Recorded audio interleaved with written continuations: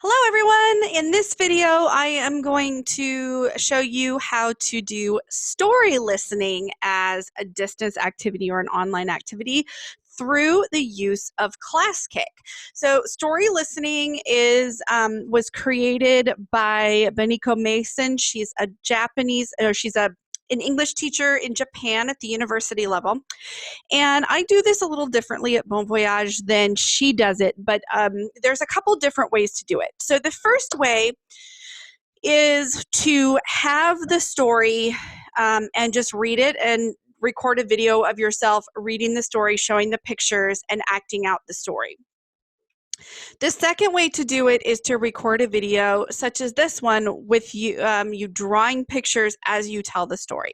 So I'm going to tell a really quick, silly story, and it's going to go like this, and I'm going to draw as I'm doing it. Now, when I'm doing a video in a live class, I do drawing and the students can see my face and see my body. So I'm actually acting out and being kind of silly and using my body to show all the emotions and images and things that they can imagine in the story. The thing about story listening too that is really useful is if you have the students do certain actions as you're telling the story along with you. So that's why I like to actually read the story from a storybook as opposed to drawing pictures. Also, my students make fun of me because I am not the best illustrator in the world, and so sometimes they can't tell what I'm drawing. And so a lot of times I'll just use the storybook itself. But today I'm going to tell you just a quick story. So once upon a time, there was a king, and the king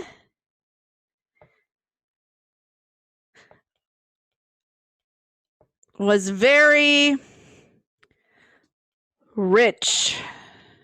He had lots of money. But he lived in a large castle.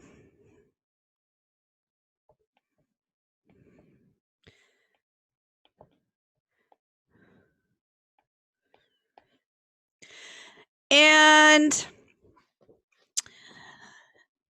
it was surrounded by a wall.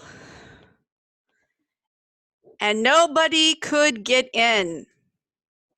The townspeople were very, very poor. I'm just making this up as I go along. Sometimes I do that. Sometimes I actually have a story picked out. But it depends on the vocabulary that we're working with, because honestly, like a lot of times, if there isn't a story that matches what we're working with, then I go and I make one up. Okay, so the townspeople were very, very poor. They did not have any money, and they were very angry. I would like raise my fist and say angry at the king. They decided that they were going to storm the castle, and they were going to enter into it to find the king. And so this is kind of how it goes on. And you tell the story, you draw pictures, and you make gestures so that the students can see it. And as you go through, the students, they were really to the story. They want to know what's going on. And what's really funny is if you're telling kind of a long story and then the time is up, and which is great with online learning, because if you're doing a live class, then you still have kind of a time constraint. But with a class that is not live, that you can just record a story, you don't have that time constraint, so you can keep telling the story, or you can leave it for a hook, like oh my gosh, a cliffhanger, what's going to happen tomorrow. So they stormed into the castle, and they took, while the king was sleeping in his bed. He's sleeping, snore, and he's in his bed. And the people, oops, hold on, let me go this. I have to scroll up on here. Hold on. There we go. And the people, they took his money. So they were kind of like Robin Hood. And they took it, and then they lived happily ever after, the end. So that was a super, super short story. But you get the idea that you make a video of yourself telling this story. And if you want to make it more interesting during the thing, you say, what do you think is going to happen in this story? What do you think the people are going to do? Now, the next part of this is you can either have them do like a retell, like what happened first, what happened second, or you can retell the story again using what is the storyboard. Okay, so the story drawing storyboard, I would say first, what happened? There was a king, and he lived in a large castle, and he was very rich. Okay. And then what happened next? Second, the people were very poor, and they didn't have any money. Okay, so then you retell the story.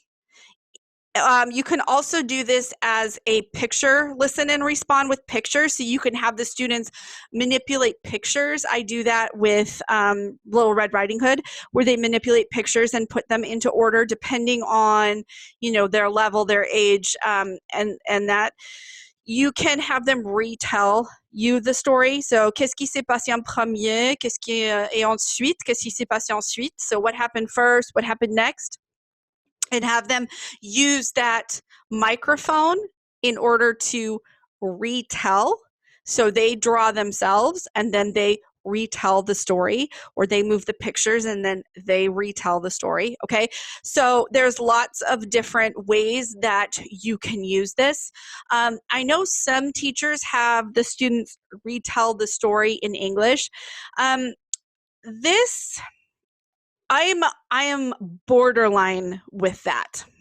And the reason why is because it's interpretation, it's showing understanding. So in that sense, it's okay with me, because if you can hear something and then interpret it and retell it, I mean, that's a skill, but at the same time, I try to use as little English as possible, and I try to check for understanding without using English if it's possible.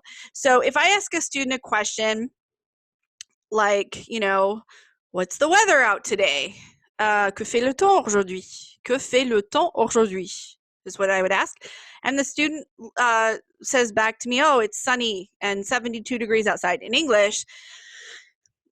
Okay, I would accept that as being okay because they understood it. They understood my question. If they were to repeat the question back to me in English, what's the weather today? Then I would be like, eh. So I'm kind of on that side about doing a retell in English of the story. I don't tend to do it, but you definitely could. So that is an idea for story listening. I hope that this gives you some ideas, and please feel free to adapt the resources to fit your needs. Thanks so much.